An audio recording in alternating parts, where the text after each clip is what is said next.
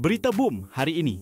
Legenda muzik tanah air, Dato' M. Nasir membuktikan auranya kekal utuh menerusi konsert Cipta 3 malam ini Gua Rock yang berlangsung di Axiata Arena, Bukit Jalil pada hari Sabtu lalu. Lebih 7,000 penonton membanjiri arena untuk menikmati persembahan epik yang berlangsung lebih 3 jam tanpa henti. Malam penuh majlis ini bertambah dramatik apabila pemenang cabutan bertuah sebuah Harley Davidson bernilai lebih RM100,000 tidak dapat hadir dan diwakili anaknya. Apabila diuji oleh M. Nasir di pentas, anak muda itu mengejutkan semua apabila menyanyikan Apocalypse dengan penuh yakin, mencetuskan sorakan gemuruh ribuan penonton. Sepanjang konsert, M. Nasir menghidangkan karya malar segar seperti Sri Kandi Cintaku dan Hati Emas, di samping tribute segar buat Search, Wings dan Hatan. Penutup Pawana dalam versi semi dangdut pula menjadi momen ikonik mengukuhkan Cipta 3 sebagai bukti legasi rock. Beliau masih hidup, segar